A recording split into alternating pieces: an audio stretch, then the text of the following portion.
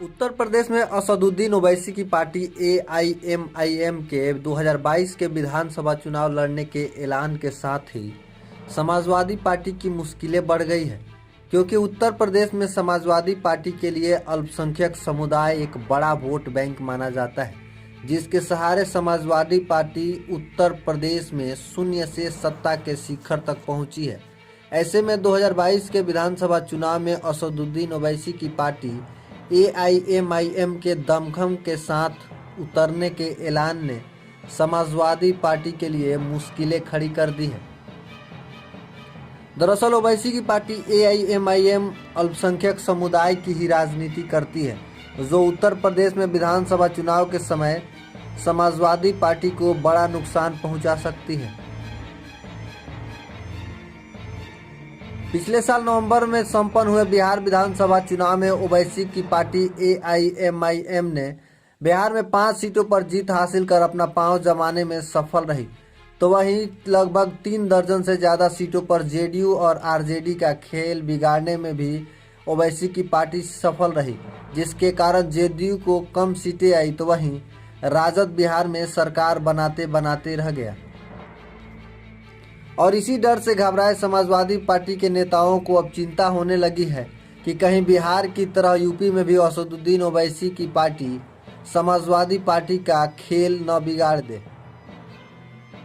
ऐसे में ओवैसी की पार्टी के प्रभाव को कम करने के लिए समाजवादी पार्टी को किसी ऐसे चेहरे की तलाश है जिसकी पकड़ उत्तर प्रदेश के अल्पसंख्यकों के बीच मजबूत हो, और यह तलाश आकर बिहार के सिवान से पूर्व सांसद मरहूम शहाबुद्दीन और उनके परिजनों पर टिक जाती है।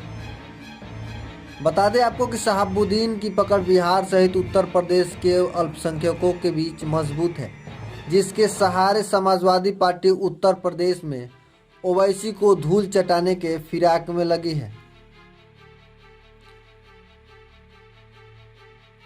शहाबुद्दीन परिवार को अपने साथ लेकर समाजवादी पार्टी एक तीर से दो निशाने साधने की कोशिश में लगी है, जिसमें पहला उत्तर प्रदेश में मुसलमानों के बीच अपनी पकड़ बरकरार रखना, तो वहीं बिहार में भी अपना पांव जमाने की कोशिश में शहाबुद्दीन के ऊपर समाजवादी पार्टी की नज़र टिकी हुई है। इस बात का बल और ज़्यादा तब मिलने लगा जब समाजवादी पार्टी के अल्पसंख्यक समुदाय के बड़े नेता जो आजमगढ़ से आते हैं और मुंबई के वर्तमान में प्रदेश अध्यक्ष हैं अबू आजमी, सिवान के पूर्व सांसद मोहम्मद शहाबुद्दीन के बेटे ओसामा से मिलने शुक्रवार की देर रात 60 गाड़ियों के काफिले के साथ सिवान पहुंचे, जहां बंद कमरे में घंटों तक बातचीत हुई। आपको बता दें कि अबू आजमी शहाबुद्दीन के करीबी दोस्तों में से हैं। वहीं घंटों बातचीत के बाद बाहर निकले सपा नेता अबू आजमी ने मीडिया से बताया कि हम और शहाबुद्दीन साहब एक साथ एमपी रह चुके हैं। यह हमारे एक खास दोस्त थे। कोरोना वायरस के कारण मैं उनकी मौत पर नहीं आ सका था, इसलिए मैं ओसामा से मिलने आया हूं। यह कोई राजनीतिक दौरा नहीं है, व्यक्तिगत संबंध थे मोहम्मद शहाबुद्दीन से, इसीलिए सिवान आया हूं।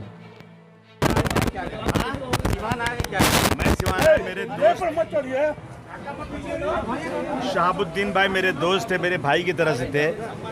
पार्लियामेंट में वो थे, मैं भी था पार्लियामेंट में, और उनके इंतकाल पर मैं यहाँ आ नहीं सका, तो मैं उनकी उस माध्यम कुर्सी पे घर आया था यहाँ पे, और समा से मुलाकात किया, उससे हालचाल लिया और यहाँ लोगों से मिला। बस ये काम था मेरा। क्या सर, इस मुलाकात के पीछे अगर हम लोग देखें तो उत्तर प्रदेश का चुनाव भी है क्या? नो कोई सवाल इसमें कोई राजनीति का लेना देना कोई नहीं है। समाजवादी पार्टी बिहार में कोई उसकी वो नहीं है। ये सिर्फ आपसी रिश्ते, आपसी भाईचारगी के लिए मैं आया हूँ। सपा नेता अबू आजमी भले ही व्यक्तिगत दौरा बता रहे हैं, लेकिन पर्दे के पीछे शहाबुद्दीन परिवार को साधने की कोशिश में अखिलेश यादव लगे हैं, जो अबू आजमी को बड़े लाव लश्कर के साथ शहाबुद्दीन परिवार से मिलने के लिए सिवान भेजा, ताकि उत्तर प्रदेश में 2022 के विधानसभा चुनाव में अपनी नैया पार लगाई जा सके। फिलहाल देखना है कि आगे मुलाकात क्या गुण खिलाता है, आगे स्थिति क्या होती है, ये तो देखने वाली बात होगी।